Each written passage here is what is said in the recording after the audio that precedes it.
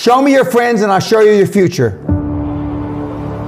Unless you want average in America, married, 2.4 kids with 1.5 dogs. But I can guarantee you, you will never achieve anything greater than your highest aspiration. If you want $1 million, you'll make $1 million, not $1.5 million. If you want 10 million, 100 million, and you'll never exceed that. If you change 1 billion lives, that's a formula to become a billionaire and change the world. Time costs lives. Show me your friends and I'll show you your future. You want to know why you're all f***ed up? Just look at the bums you hang around with. I do what you don't want to do, that you know that you got to do to be where you want to be. Ted Turner just gave his 75th anniversary party on CNN a few months ago. And he makes a couple of comments and he says, number one, and I'm not suggesting this for everybody, it's how I live though.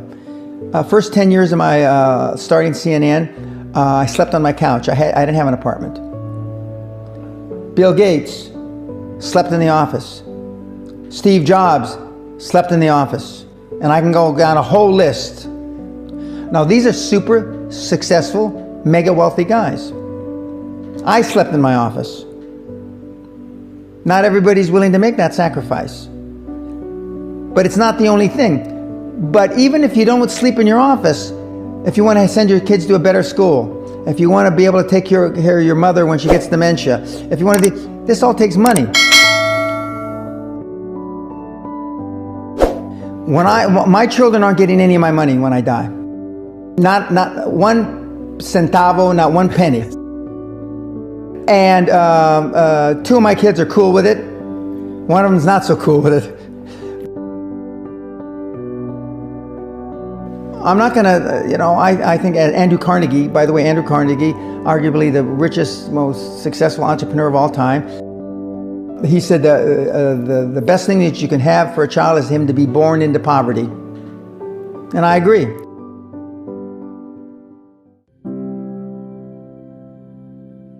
Lack of self-esteem, lack of self-worth. Now they think they have self-worth. They think because they made a few bucks. But in actuality, and when they measure it against the other 8, 10, 12 people sitting around the table, they realize, or they start to question, hell, maybe I was just lucky.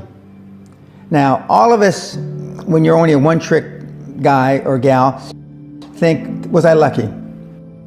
Now, I've done it so many times, I know I wasn't lucky. I might have been lucky the first time, but I haven't been lucky the 15, 20, 40, 50. I know that. Okay. But maybe I was lucky the first time. But my life changed when I was pretty much a haphazard kid, got in a lot of trouble, got arrested 4 or 5 times, thrown in jail. And this was when my dad's a cop. But then I volunteered for the draft in 1966 at the height of the Vietnam War. And I went to OCS, and that changed my life because it was the really first real high performance thing that I could measure myself against with other people. 2/3 of all Fortune 500 CEOs have one thing in common: military background.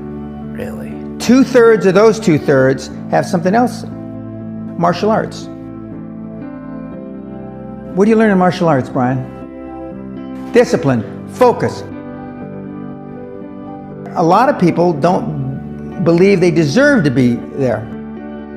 I convince them, and we have these drills, why you belong there.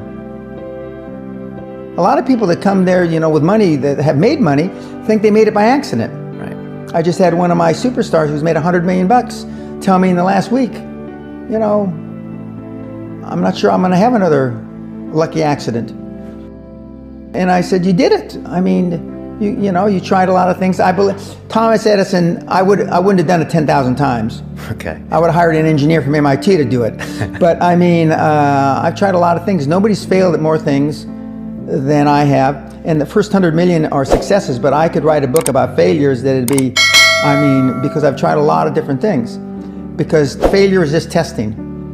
And one of the reasons I've been so successful in generating this equity and value in my kids, and I call you all kids, is because I convince them that making a mistake is okay.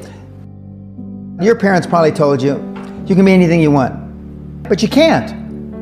That's horseshit. You can't. If it's all juxtaposed.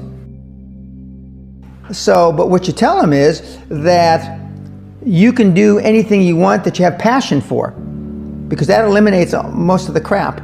Because most people don't follow their dream. You know, like they say in The Sound of Music, you can't have a dream come true unless you have a dream. Now, I still dream. I dream in Technicolor. I say my affirmations and goals every single night. It's bloody hard to be a high-performance person. Perfection equals paralysis. If you left it to engineers, no car would ever come off the assembly line. No car would ever come off the assembly line. And I've been in business with enough engineers, I can attest to that with my hand on my heart.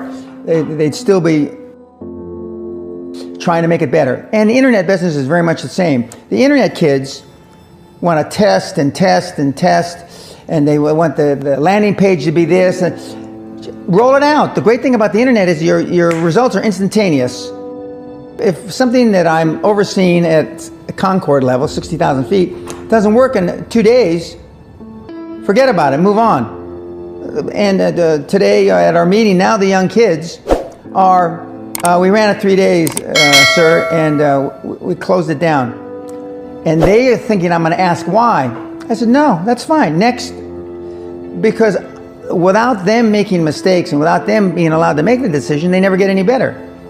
And 95% of the time, I know probably better than they do. We're never going to be able to know everything or have them know everything unless they make some mistakes and get comfortable with making mistakes. What gets measured gets accomplished. Without measurement, you're just fooling yourself. Before I had any money, I used to go to the Rolls-Royce dealers and sit in the cars and smell the leather, touch the leather, okay?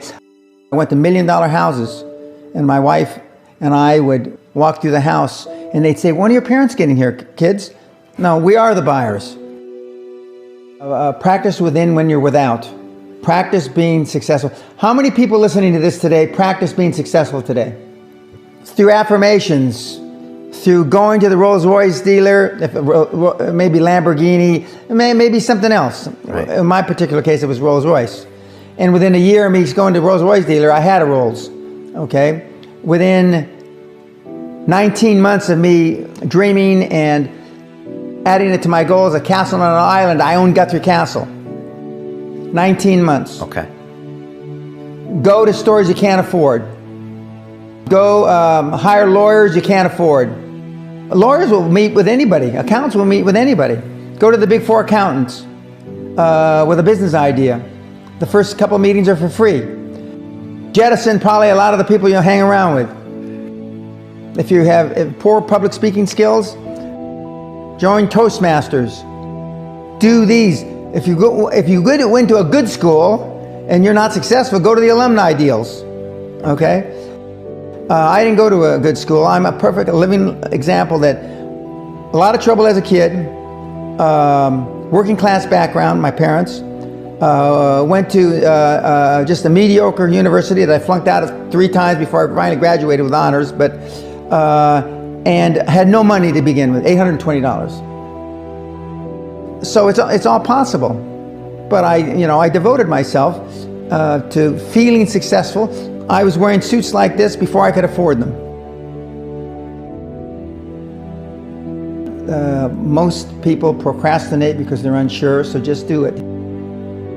And but I've never had a problem just doing it, because one of the things is you learn as a young combat infantry officer is time costs lives. We overanalyze because we're unsure. We don't overanalyze because we are not sure if it'll work or not. We're more worried about, on the emotional side, it embarrassing us.